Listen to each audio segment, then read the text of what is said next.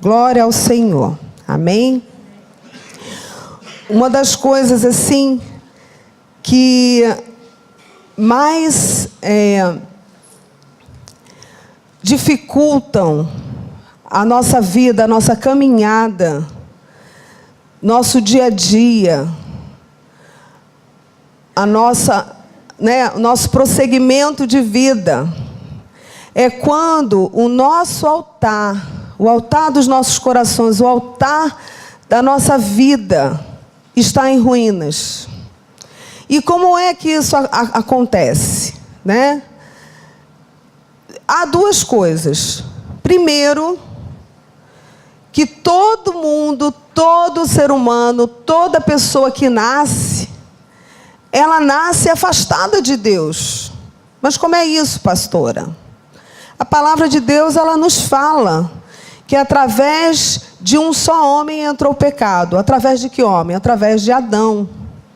Deus fez o homem e a mulher, os plantou no jardim do Éden e deu para eles autoridade sobre todos os animais, sobre todas as plantas, sobre tudo que havia ali na terra.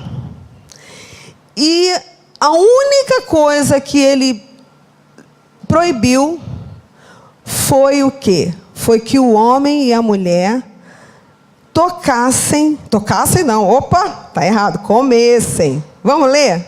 Vem comigo aqui até Gênesis.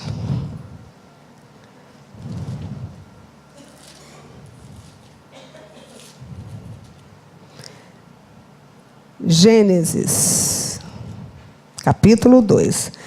Depois você pode ler todo, esse começo aqui da criação. Se você ainda não leu, você precisa ler. Se você já leu, você lê de novo, né? E o Senhor, no capítulo 2, versículo 18, né? Eu posso ler até mais um pouquinho. Aqui, no 2, capítulo, versículo 4.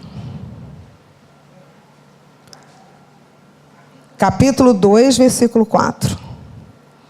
Esta é a gênese dos céus e da terra, quando foram criados, quando o Senhor Deus os criou. Não havia ainda nenhuma planta no campo da terra, pois ainda nenhuma erva do campo havia brotado, porque o Senhor Deus não fizera chover sobre a terra, e também não havia homem para lavrar o solo. Mas uma neblina subia da terra e regava toda a superfície do solo. Então formou o Senhor Deus o homem da terra e lhe soprou nas narinas o fôlego de vida. E o homem passou a ser alma vivente. E plantou o Senhor Deus um jardim no Éden, na direção do Oriente, e pôs nele o homem que havia formado. Do solo fez o Senhor Deus brotar toda sorte de árvores agradáveis à vista e boas para alimento, e também a árvore da vida no meio do jardim, e a árvore do conhecimento do bem e do mal.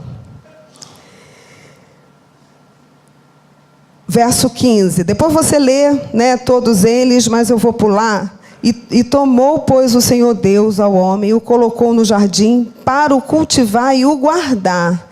E o Senhor Deus lhe deu esta ordem: de toda a árvore do jardim comerás livremente, mas da árvore do conhecimento do bem e do mal não comerás, porque no dia em que dela comeres, certamente morrerás. Não é? Então, Deus deu autoridade para Adão sobre todas as coisas. E o colocou ali para cultivar o jardim, para cuidar de todas as coisas, para subjugar tudo. E a única coisa que ele não podia fazer era comer da árvore do conhecimento do bem e do mal, que naquele dia que ele comesse, ele certamente morreria. Depois, no verso 18, diz assim: disse mais o Senhor: não é bom que o homem esteja só, far-lhe-ei uma auxiliadora que lhe seja idônea. Havendo, pois, o Senhor Deus formado da terra todos os animais do campo e todas as aves dos céus, trouxe-os ao homem para ver como este lhes chamaria. O nome que o homem desse a todos os seres viventes, esse seria o nome deles. Deu nome o homem a todos os animais domésticos, às aves dos céus e a todos os animais selváticos. Para o homem, todavia, não se achava uma auxiliadora que lhe fosse idônea. Então o Senhor fez cair pesado sobre... Aí você, né? Não vou ler esse pedaço, mas aí você sabe que Deus fez Adão dormir, tirou uma costela de Adão, e daquela costela ele formou a mulher, ele fez a mulher e colocou os dois ali. Verso 24. Por isso deixa o homem pai e mãe e se une à sua mulher, tornando-se os dois uma só carne. Ora, um e outro, o homem e a mulher, estavam nus e não se envergonhavam. Aí nós vamos ver logo em seguida aqui a queda do homem, né? Mas a serpente, mais sagaz do que todos os animais selváticos que o Senhor tinha feito, disse à mulher: é assim que Deus disse: não comerás de toda árvore, não comereis de toda árvore do jardim? Respondeu-lhes a mulher: do fruto da árvore do jardim podemos comer, mas do fruto da árvore que está no meio do jardim, disse Deus: dele não comereis e nem tocareis nele, para que não morrais. Nós lemos o quê? O que que Deus disse para eles? Que eles não podiam o quê? Comer, né? Deus não disse nada de tocar. A Eva que falou, né? A Eva abriu ali uma brecha. E até faço assim uma ressalva para a gente ter cuidado com as nossas palavras. A palavra da nossa boca tem que ser sim, sim, não, não. A palavra de Deus diz assim: seja a tua palavra sim, sim, não, não. O que passar disso vem do maligno. Isso é bíblico, né? Então, nós precisamos guardar a nossa boca, guardar o nosso pensamento. Porque muitas vezes a gente cria verdades que não são verdadeiras. A gente mesmo pensando ou proferindo, a gente cria uma atmosfera que não é real, que não é verdadeira. E Eva disse para a serpente: não, a gente pode comer de tudo, mas da árvore ali do meio, do conhecimento do bem e do mal, a gente não pode nem tocar. Olha bem aqui como é que ela fala: não comerás, nem tocareis nele, para que não morrais. Então, a partir daquele momento que ela fez dessa maneira, Satanás foi tomando conta. Porque se ela tivesse dito assim para a serpente: olha aqui, Deus nos deixou comer de todas as coisas, a gente só não pode comer daquele, mas você vai saindo já daqui que eu não quero papo com você, né? Mas a questão é que naquela hora ela abriu a oportunidade da conversa e a serpente continuou falando com ela. Então a serpente disse à mulher: é certo que não morrereis. Aí foi trazendo a dúvida. Porque Deus sabe que no dia em que dele comerdes, se vos abrirão os olhos, e como Deus serei conhecedores do bem e do mal. Vendo a mulher que a árvore era boa para se comer, agradável aos olhos, e árvore desejável para dar entendimento, tomou-lhe do fruto e comeu, e deu também ao marido, e ele comeu. Então, ela quis, né, mais uma vez ali aquele pecado de querer ser como Deus, de querer ser igual a Deus, no sentido até de concorrência, né? Porque nós temos que buscar a perfeição de Deus, nós temos que nos mirar no Senhor, mas a gente não pode querer ser melhor do que o Senhor. E ela ali, ela comeu daquele fruto, e foi ali que entrou o pecado. Entrou o pecado através de Adão. E todos nós, quando nascemos, a gente já nasce com pecado. Nós temos vivido um momento muito especial, que é esse momento de sermos avós, né? E é muito gostoso. E a gente olha assim para a Yara, coisa mais linda do mundo, né, não? A gente curte muito a Yara, e uma beleza. E quando eu viajei para a última viagem que a gente fez, que a Luiz pregou na Argentina, que eu voltei e encontrei uma novidade que não tinha antes de eu ir. Eu fui, ela já estava com 1 ano e 2 meses. E enquanto eu estava lá, ela completou 1 ano e 3 meses. E quando eu voltei, ela estava mordendo. Sabe que aquela menina linda, maravilhosa, ela faz algo que o João Pedro nunca fez. Quando o João Pedro implica com ela vai e morde a barriga dele. Gente, quem é que ensinou a Yara a morder? Ninguém ensinou. Isso vem de dentro, isso vem da natureza, isso é natural. Ninguém ensina a criança a querer o brinquedo só para ela ou a bater no irmãozinho. Isso é uma coisa natural. Isso vem de dentro da gente. Por quê? Porque quando Adão e Eva lá no Éden pecaram, entrou para nós, para a nossa natureza, essa inclinação para o erro. Então, o que a gente tem que fazer? A gente precisa ensinar a Yara que ela não pode morder. Mas ela vai ensinar, ela vai aprender. A gente vai falar, Yara não pode morder. Né? A gente pode dar uma palmadinha simbólica assim. E ela já sabe, porque quando ela vai morder, a gente diz assim, Yara, ela olha assim, né? Ela já olha assim, disfarça, mas se a gente não olhar, ela vai morder de qualquer jeito, né? E todas as crianças grandes, ela corre aqui, e se alguém atrapalha ela quer morder. Então é uma coisa instintiva. Mas a Yara, ela vai para a escolinha, lá na escolinha, na linguagem dela, ela vai escutar que o coraçãozinho da gente, né, fica cheio de sujeira, e que Jesus é que limpa o nosso coração, que Jesus morreu na cruz e que Ele nos salvou. Ai, gente, aí você vai dizer, meu Deus, mas como é que uma criança pode entender isso? Pode. Eles entendem. E quando a gente fala para eles, para abrir o coraçãozinho e chamar Jesus, eles chamam. E como isso é importante, né? Aquela pregadora Edmeia Williams, ela conta o seguinte: os pais dela,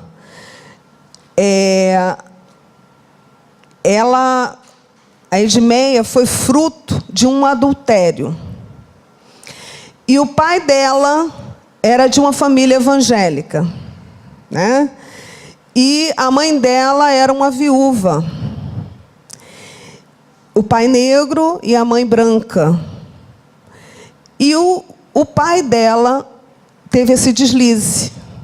E ela, então, a mãe dela engravidou e ela foi fruto de um adultério. Então, ela foi crescendo, rejeitada pela mãe, porque quando ela olhava para Edmeia, a mãe lembrava do seu próprio pecado, né? E foi acolhida pela família do pai. E o pai da Edmeia tinha uma esposa crente para valer. O pai, antigamente, quando adulterou, não estava muito firme com Deus, né? Mas a mãe, quer dizer, mas a madrasta, mas a esposa dele era uma mulher crente para valer. E ela perdoou o marido. Embora ele tenha tido deslize, ele perdoou. E ela recebeu a Edmeia como filha. E ela tratava a Edmeia com todo amor. E por isso ela teve acesso à palavra de Deus. E ela, pequenininha, ela chamou Jesus para entrar no coração dela. Depois ela foi mandada pela mãe dela, né, para uma escola, como é que a gente chama? Não é particular que a gente fala, não, é internato.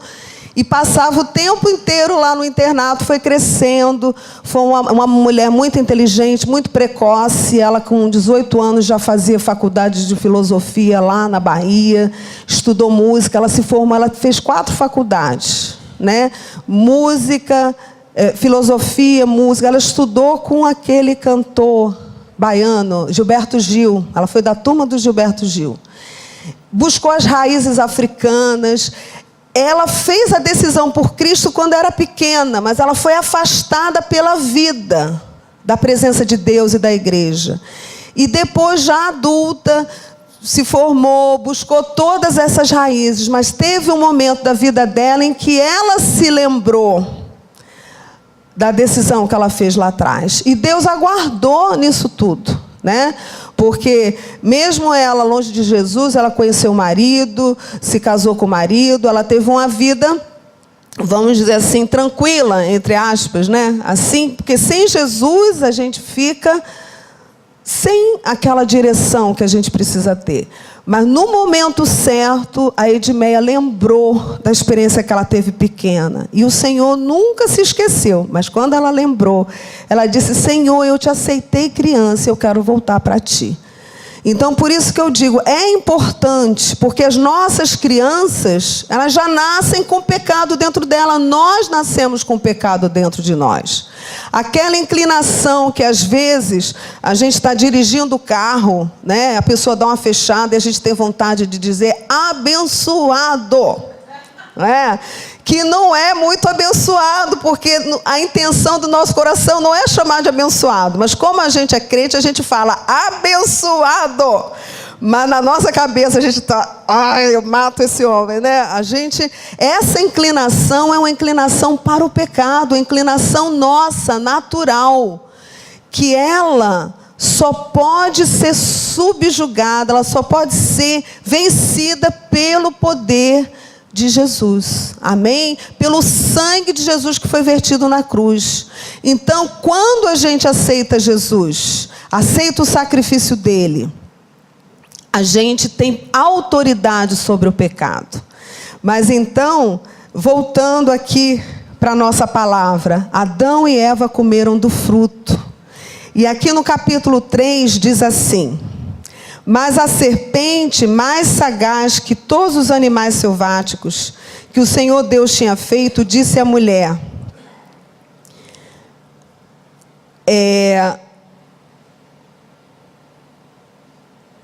nós já lemos tudo isso, né? Então vamos mais adiante.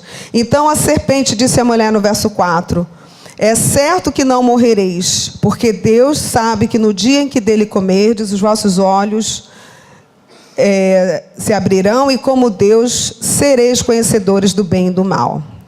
Vendo a mulher que isso tudo nós já lemos. No verso 7, abriram-se então os olhos de ambos, e percebendo que estavam nus, coseram folhas de figueira e fizeram cintas para si. E quando ouviram a voz de Deus, que andava no jardim pela viração do dia, esconderam-se da presença do Senhor Deus, o homem e sua mulher, por entre as árvores do jardim. E aí a gente vai ver, né, que o Senhor os procura. Deus sempre faz assim conosco. Muitas vezes a gente vai se afastando, né? Eu comecei falando aqui sobre altar. O altar que tem em nós, o altar que tem no nosso coração, o altar a Deus, a nossa dedicação a Deus, da nossa vida. Esse altar precisa estar de pé, precisa estar erguido. E muitas vezes, nós que já conhecemos ao Senhor, nós podemos nos afastar de Deus, nós podemos fazer alguma coisa que desagrade a Deus. E isso faz com que o nosso altar fique como? Fique em ruínas. O nosso altar fica quebrado, o nosso altar fica lastimado. Então nós precisamos cuidar desse altar. E quando a gente fica assim, a gente fica envergonhado, a gente fica arredio, a gente não consegue olhar para as pessoas. Se a gente não consegue olhar para as pessoas, quanto mais para Deus, a gente fica envergonhado, porque Deus sabe o que a gente fez de errado.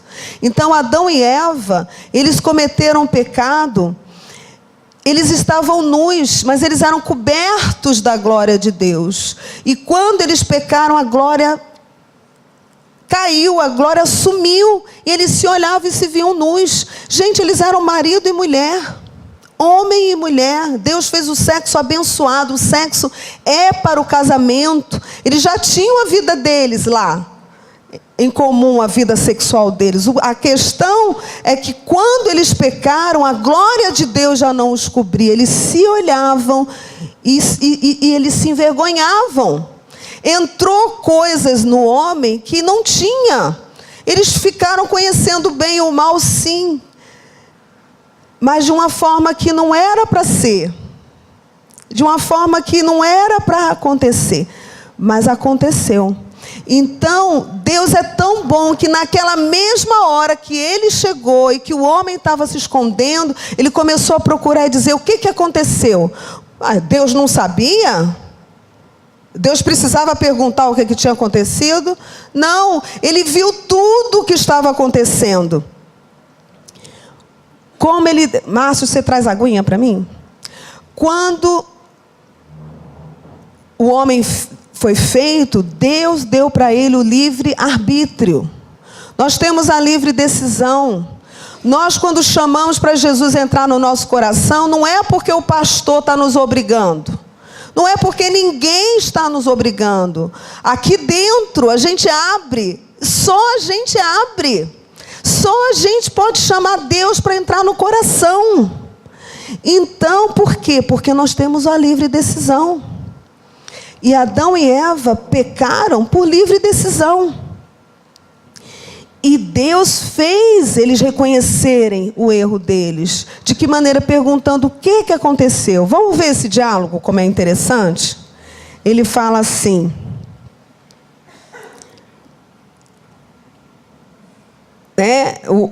ele diz assim...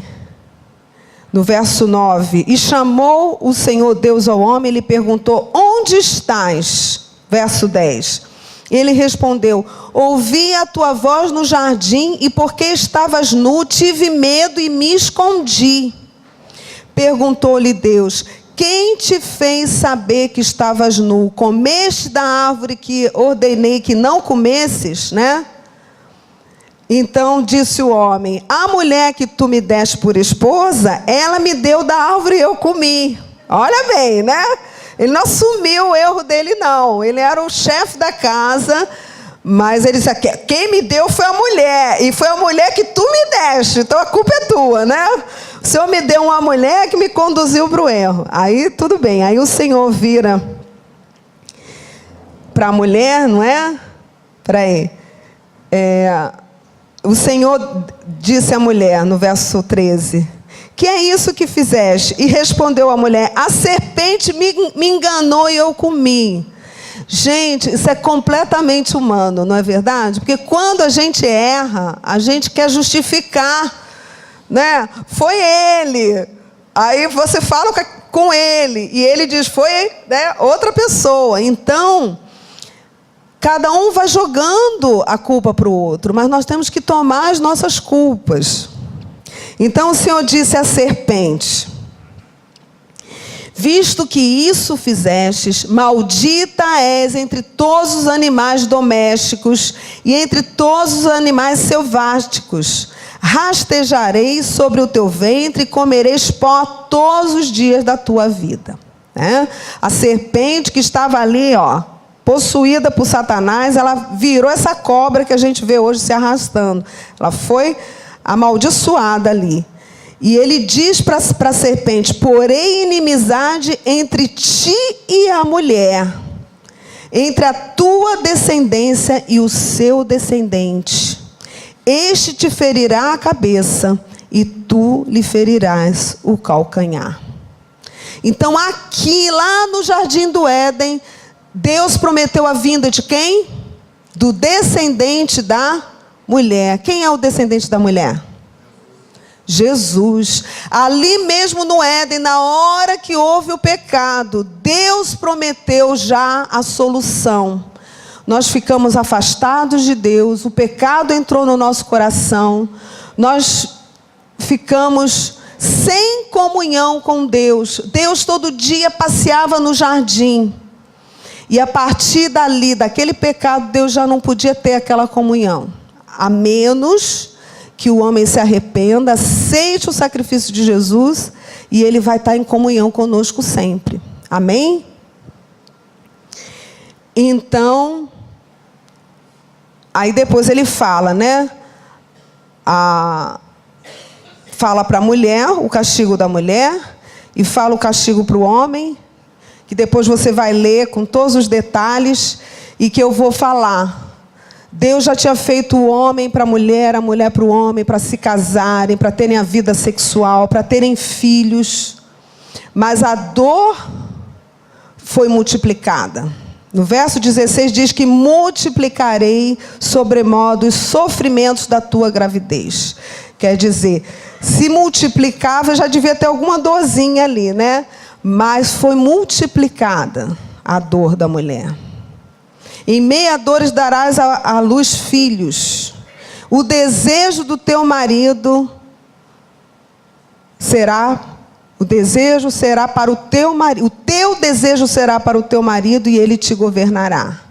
E para o homem ele disse que maldita foi a terra, ali surgiram os espinhos, Deus amaldiçoou a terra, os espinhos surgiram, os abrolhos, e em fadigas, no final do verso 17, obterás dela o sustento durante os dias da tua vida.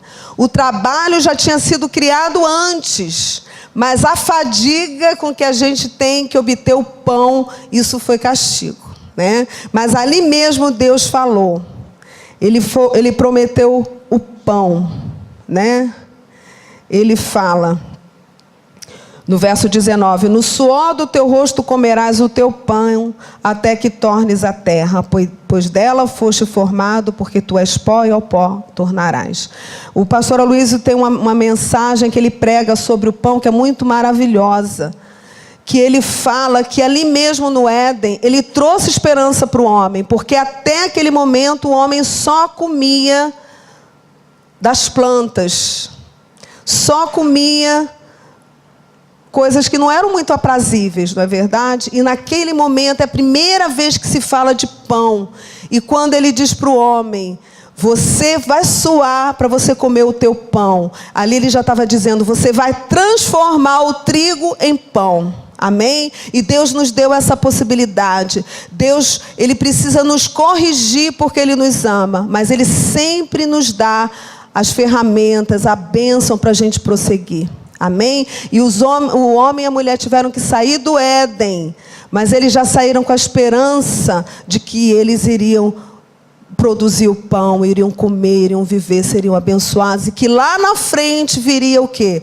O descendente deles, que pisaria a cabeça da serpente e que morreria na cruz para salvar toda a humanidade e que nos faria... Nos devolveria a comunhão com Deus. Amém? O nosso altar seria restaurado. Então, eu estava lá no comecinho da mensagem falando que há duas possibilidades do nosso altar estar em ruínas. Enquanto a gente não aceita Jesus como Salvador, o nosso altar está desfeito. Por quê? Porque nós nascemos já com pecado em nós. É como a Yara. A Yara vai ter que chegar o dia que ela vai dizer, Jesus, entra no meu coração. Jesus, entra no meu coração. A minha sogra, com 4 aninhos, ela fez essa decisão com 4 anos. Jesus, entra no meu coração. E dali nunca ela se desviou. O pastor Aloysio, com 7 anos de idade...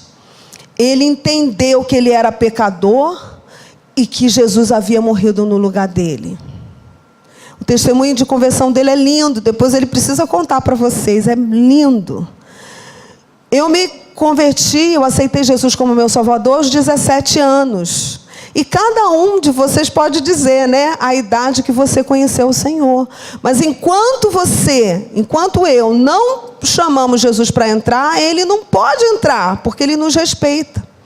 Então, nessa hora que a gente aceita Jesus como Salvador, o nosso altar, ele é o quê? Ele é levantado.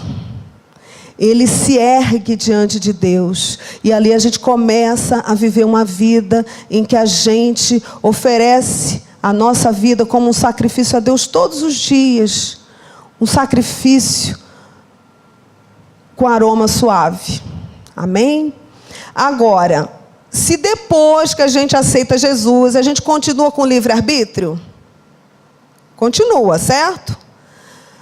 O fato de eu ter aceitado Jesus, se eu quiser bater na Adriana, ela vai fugir, né? Ela vai fugir. Mas se eu quiser fazer uma maldade com a Adriana, se eu penso aqui, eu vou fazer uma maldade com a Adriana, o Espírito Santo diz assim para mim, não. A Adriana é uma menina querida. Ela é minha, o Espírito Santo fala. Ela é minha. Você não pode tocar a Adriana. Aí eu pego, né, digo assim, não. Espírito Santo, não quero te ouvir. Eu vou machucar a Adriana. Então eu vou para machucar a Adriana. Eu tenho o livre-arbítrio para fazer isso. Embora eu já tenha aceito Jesus no meu coração. E o que acontece com isso? Se eu machucar a Adriana, o Espírito Santo vai ficar triste. Vocês desculpem eu falar de uma forma tão infantil, mas é infantil mesmo. O evangelho é muito simples. Se eu começo a mentir, né? Eva mentiu ali, sem querer. Ela exagerou. Exagerar, quando a gente fala, é pecado. Mas eu ganhei R$1.000. Não, eu ganhei R$10.000. Eu só estou multiplicando por 10. Gente, eu ganhei R$10.000, mas eu ganhei 1.000 na verdade. Isso é um exagero, isso é uma mentira. Alguém toca o telefone lá para casa, mas eu não estou querendo atender. Não, diz que eu não estou. E isso é mentira. É melhor você dizer, olha, me desculpe, eu estou cansado. É falta de educação, mas é melhor você ser mal educado do que você ser mentiroso. Olha, me desculpe, eu estou tão exausta que nesse momento eu não posso falar contigo. Eu posso te ligar depois? Aí você liga depois. Mas você dizer que não está estando, isso é mentira. Então, essas coisas vão entristecendo o Espírito Santo. Essas coisas vão o quê? Vão ruindo o altar que foi erguido quando você aceitou a Jesus. Então, há duas possibilidades desse altar não estar erigido, não estar levantado para glorificar o Senhor. Ou é antes de você conhecer ao Senhor e de você dizer, eu quero servir a Deus. Eu sei que o pecado está em mim. Adão e Eva pecaram. E através de Adão e Eva, né? Quer dizer, a Bíblia, na verdade, bota a responsabilidade em Adão. Por quê? Porque o Adão era o sacerdote. Na nossa casa, o nosso marido é o sacerdote. Ele responde espiritualmente pela família. Amém? Então foi por Adão que entrou o pecado. E foi por Jesus que entrou a salvação. Então, o primeiro Adão e o segundo Adão. Jesus é chamado de o segundo Adão. Através dele veio a salvação e a remissão dos pecados. Então eu preciso ter esse altar erguido e eu preciso manter esse altar limpo. Sem as cinzas. No altar é oferecido sacrifício. E ficam as cinzas. Essas cinzas precisam ser tiradas. Esse altar precisa estar limpo todos os dias. Não posso deixar detritos. Eu não posso deixar que esse altar rua, né? Caia, se quebre. Ele tem que estar de pé. Eles têm que estar firme. E o que acontece? Acontece que eu lembrei, né? Eu pensando nessa mensagem, eu lembrei aqui do povo de Israel. Queria que você fosse comigo até o livro de Reis. Fazendo essa comparação dos dois altares, né? Ou o nosso altar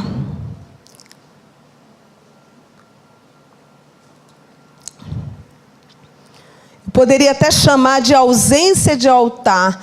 Enquanto você não aceitou Jesus como Salvador, o teu altar ainda não foi levantado. Você está afastado de Deus, mesmo que você ame a Deus. Eu, antes de aceitar Jesus, eu amava Deus, eu era católica. Eu amava Deus, mas eu não conseguia entender certas coisas. E eu, na verdade, eu buscava a Deus quando eu precisava, com os meus 17 anos. Porque eu vivia a minha vida assim longe, mas eu amava a Deus. Na hora que eu ia fazer minha prova na faculdade, eu falava com a minha avó: vó, faz uma promessa aí, eu vou rezar com a senhora. E ela fazia, eu fazia a prova e eu ia rezar com ela e rezava. Fazia tudo aquilo. Mas eu não tinha experimentado ainda essa comunhão. Há pessoas católicas que conhecem ao Senhor, mas eu era católica e não conhecia. Entende? A minha avó era católica de acender vela para as almas. E ela aceitou Jesus em casa. Teve um belo dia que, ouvindo falar de Jesus, ela disse: eu quero Jesus. E ela nunca deixou de ser católica, porque ela não saía mais de casa, ela já estava muito idosa. E ela aceitou Jesus no coração e disse: eu não rezo mais para as almas, e não rezo mais para Maria, nem para os santos, eu só quero Jesus. Amém? Foi o Espírito Santo que ensinou para ela. E ela nem lia, gente. Ela assinava o nome, ela não lia. Minha avó não sabia ler. Mas a gente lia a Bíblia para ela. E ela foi estudando a Bíblia e ela teve uma revelação. O altar dela, embora ela rezasse a vida inteira, ela não tinha tido a revelação. Então ela buscava outras coisas além de Deus. Mas Jesus, antes dele ser assunto aos céus, antes dele partir para o Senhor, ser elevado para o céu, ele nos ensinou em João capítulo 16, que quando eu for, vós orareis no meu nome, e o Pai vos responderá diretamente. A gente pode até depois procurar esse versículo aqui para a gente ler. Agora, minha avó teve essa revelação. E ainda digo mais para vocês, quanto mais para vocês o seguinte, que o minha avó aceitou Jesus em 1979, foi no ano que eu aceitei Jesus. O meu avô aceitou Jesus em 1969. O meu avô era católico, amava o Senhor. Só para vocês terem uma ideia, naquela época, eu e Lenira, a gente chegou do Rio, nós somos paraibanas, chegamos no Rio de Janeiro, e nós íamos com a nossa irmã mais velha pegar doce de Cosme e Damião, gente, lá no subúrbio, lá no Engenho Novo. A gente corria para pegar doce de Cosme e Damião. E naquele ano de 68, o meu avô disse assim: não, vocês vão fazer a primeira comunhão, vocês não podem pegar esses doces, porque esses doces são consagrados a ídolos. Meu avô católico ensinou isso. E ele proibiu, né? Ele proibiu a gente de pegar doce, e nós não pegamos doce. Quando foi em 1969, o meu avô, ele teve uma experiência com Deus. Deus mostrou para ele duas caixinhas de ouro rebordadas, lindas. E Deus falou com ele assim: Neco, o apelido dele era Neco. Neco, essas duas caixas são lindas, são de ouro, são puras. Essa aqui representa Maria e essa aqui representa Jesus. Você não pode ficar com as duas, você tem que escolher uma. Olha só. E meu avô disse: então eu escolho Jesus. Aí ele acordou da experiência que ele teve e falou para minha avó: Lica, eu só quero Jesus, eu não quero Maria. Minha avó ficou indignada com ele: que absurdo, você está profanando Maria, você está rejeitando Maria. Ele: não, mas eu só quero Jesus, porque Deus me disse que eu só posso ficar com Jesus. Passados dias, o meu avô acordou e disse para minha avó: Lica, eu sonhei que eu casava, eu estou feliz, sonhei que eu casava. Minha avó morreu de ciúmes, né? A minha avó ficou com ciúmes. E ele saiu, ele foi atropelado. Meu avô morreu aos 72 anos, no ano de 1969. E ninguém na família era crente.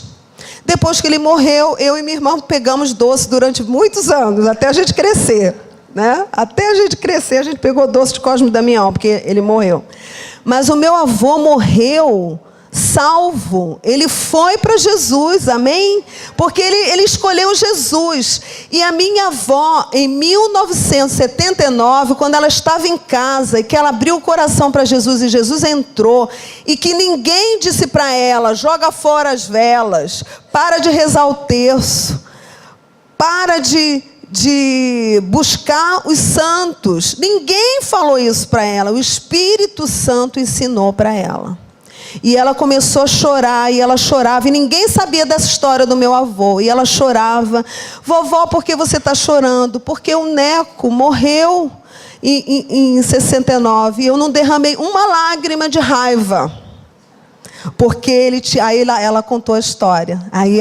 Ali Deus deu a revelação para ela de Jesus. E ela compreendeu a experiência que o meu avô teve 10 anos antes. Então eu disse para ela: vovó, pede perdão a Jesus, não fica triste. Mas glória a Deus que o vovô está no céu. E a senhora entendeu que só Jesus é o caminho, a verdade e a vida. Ninguém vai a Deus senão através dele. Então glória a Deus que o Senhor revelou. Assim como Deus revelou para Cornélio. A Bíblia diz em Atos que Cornélio, ele rezava e dava esmolas, mas ele não era judeu. Ele não era judeu, mas ele buscava a Deus. E Deus mandou um anjo na casa dele, para ele buscar Pedro, para poder ouvir a palavra de Deus. Amém? Então, querido, se você tem alguém da sua família que ama a Deus e está buscando de uma maneira errada, está sendo idólatra, está buscando, achando que está fazendo certo, mas está fazendo errado, não discrimine, não abandone essas pessoas, ore por elas, porque se elas são sinceras diante de Deus, Deus vai dar revelação para elas, amém? Assim como deu para Cornélio. Cornélio foi visitado por anjo. Eu nunca fui visitada por anjo, mas Cornélio foi, porque ele tinha um coração sincero, ele amava a Deus. Então meu avô era sincero, Deus deu revelação para ele. Minha avó era sincera e Deus falou com ela, mesmo sem ela vir numa igreja. Não é a igreja que salva, é Jesus que salva. Amém? Então, glória a Deus por isso. O altar foi levantado no coração da minha avó. E até a sua morte, ela continuou buscando ao Senhor e com entendimento de que não tinha que botar ninguém no lugar do Senhor. Ela orava diretamente ao Pai em nome de Jesus. Amém? Então, queridos, aqui no livro de Reis, primeiro livro de Reis, capítulo 18. Nós vemos que o povo de Israel estava afastado do Senhor. Eles estavam buscando outros deuses. O rei Acabe, ele levantou. Se você ler o capítulo 16, o rei Acabe levantou altares para Baal, poste ídolos, levantou muita idolatria no meio do povo. E no capítulo 17, versículo 1, Elias foi levantado por Deus para poder conduzir aquele povo para a presença de Deus. Então, depois você lê todo esse chamado de Deus aí, porque Elias foi levantado naquele lugar para poder levantar o altar ao Senhor. E eu queria que você fosse comigo aqui, olha, no capítulo 18. Versículo 30. Pois se você ler desde o capítulo 16, você vai entender toda a situação. Mas o que eu queria que você pensasse é que o altar do povo, aquele povo de Deus, aquele povo separado para buscar o Senhor, eles buscaram outros deuses. Altares foram levantados a outros deuses. Eles estavam passando por muitas lutas que eles não precisavam passar. Por quê? Porque eles estavam afastados de Deus. E no versículo 30 do capítulo 18, olha bem o que acontece. Elias diz a todo o povo: chegai-vos a mim. E todo o povo chegou a ele. Elias restaurou o altar do Senhor, que estava em ruínas.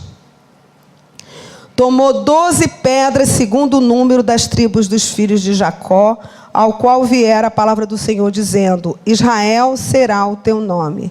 Com aquelas pedras edificou o altar em nome do Senhor. Depois fez um rego em redor do altar, tão grande como para semear 2 medidas de sementes. Então armou a lenha, dividiu um novilho em pedaços, pô-lo sobre a lenha e disse: enchei de água 4 cântaros e derramai-o sobre o holocausto e sobre a lenha. Disse ainda: fazei-o segunda vez, e fizeram. E disse mais: fazei-o terceira vez, e fizeram terceira vez.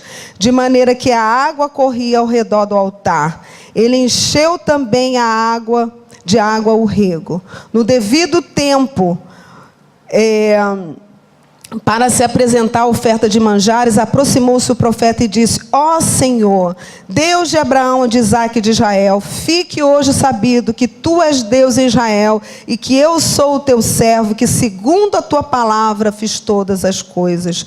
Responde-me, Senhor, responde-me, para que este povo saiba que tu, Senhor, és Deus e que te fizeste retroceder o coração deles. Então caiu o fogo do Senhor, consumiu o holocausto e a lenha, e as pedras e a terra, e ainda lambeu a água que estava no rego.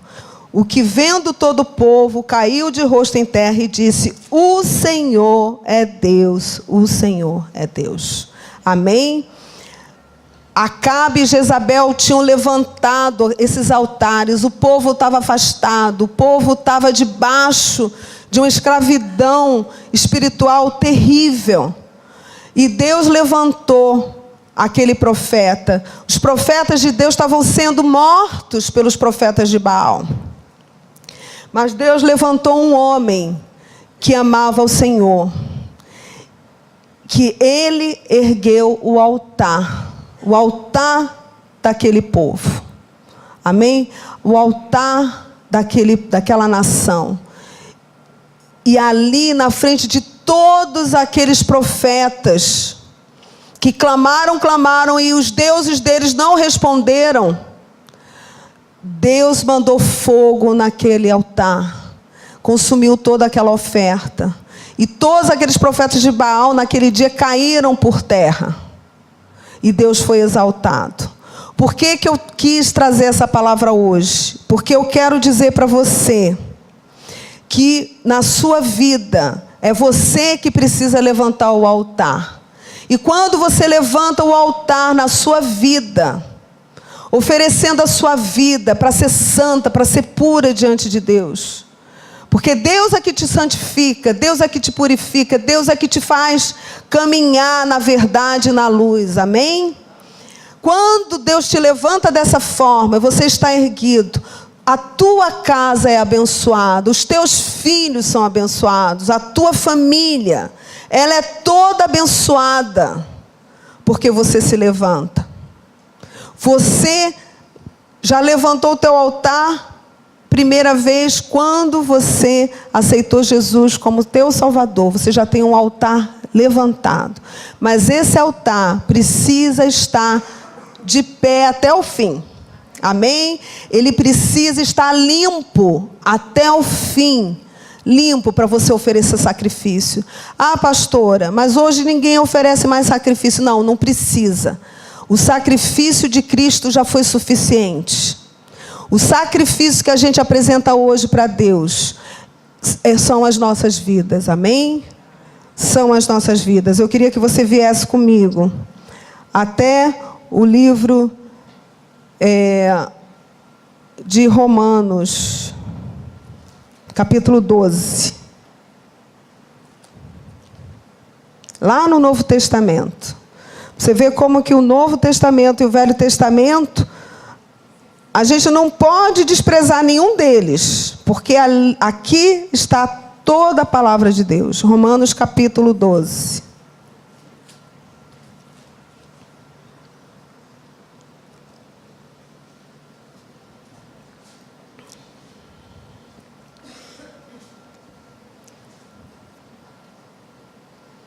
diz assim. Gente, eu estou sem relógio aqui, hein? 11? 37? Tá. Olha bem como diz aqui em Romanos capítulo 12, verso 1. Está todo mundo acompanhando aí? Diz assim: rogo-vos, pois, irmãos, pelas misericórdias de Deus, que apresenteis o vosso corpo por sacrifício vivo, santo e agradável a Deus, que é o vosso culto racional. E não vos conformeis com este século, mas transformai-vos pela renovação da vossa mente, para que experimenteis qual seja a boa, agradável e perfeita vontade de Deus. Obrigada, querida. Amém? Então, queridos, Jesus já morreu na cruz. Nós não precisamos mais oferecer sacrifício de animais, nada disso. Jesus, ele foi o sacrifício perfeito, o Cordeiro de Deus que tira o pecado do mundo. Amém? Ele nos reconciliou com o Pai. Adão pecou, o pecado entrou em nós. Quando a gente reconhece que a gente é pecador e que a gente precisa de Jesus, você imagina uma criancinha que a gente acha pura, né? A Bíblia diz assim: o reino de Deus é das criancinhas, porque a criança, ela é sincera, a criança é uma gostosura, né? Mas ela, quando Deus abre o entendimento de uma criança, e a criança, ela reconhece que ela é pecadora. Olha que coisa profunda. Porque é muito fácil eu e você pensarmos em alguma coisa que possa desagradar a Deus, que ainda está na nossa vida. Mas uma criança tem esse entendimento, quando Deus revela para ela, e ela aceita Jesus como Salvador. A coisa mais linda, né? Mas é tão lindo assim quando nós também reconhecemos dessa forma.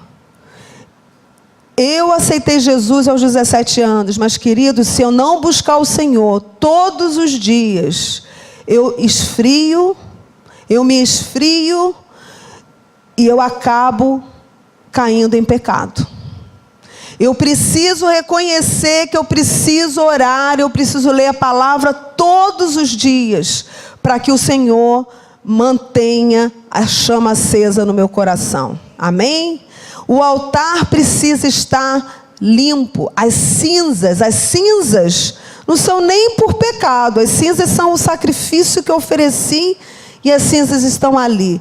Mas a Bíblia ensina lá no Velho Testamento que as cinzas, o sacerdote precisava tirar as cinzas para o novo sacrifício. Amém? Então, quando aqui o apóstolo fala em Romanos capítulo 1, que nós apresentemos o nosso corpo como sacrifício vivo, pelas misericórdias de Deus, apresenteis o vosso corpo por sacrifício vivo, santo e agradável a Deus, que é o vosso culto racional. É porque a gente precisa acordar de manhã e a gente precisa oferecer: Senhor, eu me ofereço a Ti, eu ofereço a minha vida, eu ofereço a Ti tudo o que eu sou. Eu hoje vou trabalhar, e você sai para trabalhar, você sai na sua santidade, na sua atitude diante de Deus, amém? Para cumprir o seu dever, para fazer o que você tem que fazer. Você é dona de casa, você vai fazer sua comida. A Bíblia diz assim que todas as coisas devem ser feitas com amor, como se fossem feitas para Deus. E muitas vezes a gente reclama daquilo que a gente está fazendo. Puxa vida, mas que horror, eu todo dia tenho que levantar, botar o café, lavar essa louça, arrumar essa casa, e você peca contra Deus. Isso não é você apresentar um sacrifício vivo, santo e agradável a Deus. O sacrifício vivo e santo é você acordar e você saber da sua responsabilidade, e você dizer: Senhor, obrigada, obrigada por este dia, obrigada pela minha casa, obrigada pela minha família. Eu tenho meu marido para cuidar, eu tenho meus filhos para servir. Ou então, se você já passou dessa época, seus filhos já casaram, né? Eu agora posso ajudar com os netos. Às vezes a gente quer descansar mais um pouco, o neto chega em casa, você não pode dormir mais. Eu estou vivendo essa fase. Senhor, obrigada, Jesus, que eu tenho meus netos aqui para cuidar. Sabe, mulher de Deus, você que trabalhou o dia inteiro, está cansada e de noite teu marido vai te procurar. E você às vezes diz assim, estou tão cansada, tenha paciência. Lembra que teu marido precisa de você. Lembra que ele precisa daquela atenção tua também de noite. Pastora, eu estou exausta. Eu mesma vou dormir muitas vezes exausta. Mas o Senhor nos renova. Senhor, me renova. Eu preciso atender desde os netos, os filhos, ao meu marido também, ao povo da igreja. Então, queridos, tudo é difícil para todo mundo. Mas eu preciso entender que com Deus ao meu lado, a gente pode superar todas as coisas. E quando o apóstolo fala em oferecer um sacrifício vivo, santo e agradável a Deus, significa que eu estou viva e é um culto racional. Eu uso a minha razão também. Ora, eu posso chutar o balde, olha aqui, hoje eu não vou fazer comida. Também tem esse dia, né? Também tem esse dia. Você escolhe um dia lá para chutar o balde. Mas muda de atitude. Senhor, se eu tenho que fazer, me dá forças.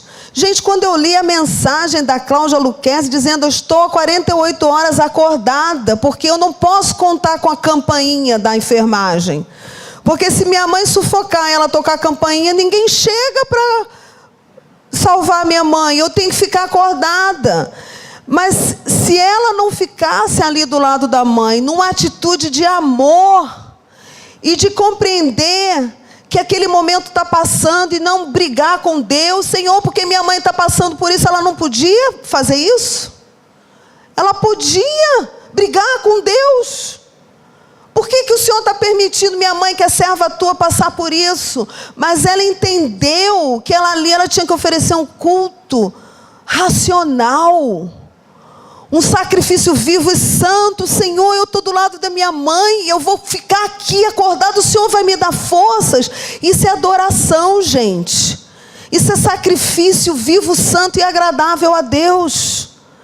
Ela está com a filhinha dela para casar em setembro. Ela não pode nem pensar nas coisas do casamento da filha, porque a mãe está à morte. Gente, é muito difícil. A vida é difícil, mas Jesus falou isso em João, capítulo 16, o último versículo. No mundo passareis por aflição, mas tende bom ânimo, eu venci o mundo. E ele diz ali no começo, eu deixo a minha paz vos dou. Então, eu tenho que passar tudo isso de pé. Eu sou humana, eu sou fraca. Na hora que eu enfraqueço, Deus tem misericórdia de mim. E Ele vem ao meu socorro e vem me ajudar. Ou manda alguém para me ajudar. Mas, quando eu estou com a minha razão no lugar, com a minha consciência no lugar, eu preciso oferecer um culto racional. Um culto de adoração, um sacrifício vivo, santo e agradável a Deus. Então eu preciso entender que eu tenho uma função e eu preciso ocupar essa função. Eu não sei por quanto tempo. Como filha, como irmã, como mãe, como esposa, como avó, como pastora, como professora, como médica, como dona de casa, como profissional, como comerciante. Eu preciso entender que eu tenho que ter o meu altar erguido onde eu estiver. Solteira, casada, onde eu estiver. E logo em seguida, a palavra de Deus diz o seguinte, que a gente não pode se conformar com este século. No versículo 2, mas transformai-vos pela renovação da nossa mente, para que experimenteis qual seja a boa, agradável e perfeita vontade de Deus. Então, queridos, o mundo, ele está às avessas. Ele diz que casal tem que ficar separado. Ele diz que que casamento é uma instituição falida, diz que os nossos jovens têm que ter sexo livre. O mundo fala todas essas coisas, isso tudo é mentira, não se conforme com isso, não é? A gente vê também toda essa corrupção, tudo isso. Não, eu não estou conformada com isso, mas eu vou transformar isso com a minha vida, amém? Eu vou orar sim, mas eu vou transformar na minha esfera de alcance, como uma pessoa comum e como um profissional. Você no seu trabalho, você na sua esfera. A gente transforma como? Com testemunho de vida, com atitude de vida, com palavras boas, não palavras que machucam. Sabe, você acabar, derrubar o teu amigo, derrubar o teu irmão com palavras destrutivas. Levante o teu filho. Não é seu burro porque tirou uma nota baixa. Não, meu filho. Vamos ver qual é a dificuldade. Vem cá, vamos ver o que você não está sabendo. Eu vou te explicar. Você vai conseguir. Você é abençoado.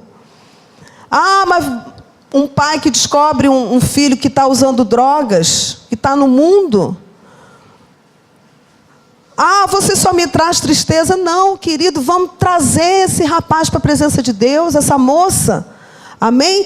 Há coisas que acontecem que a gente não esperava.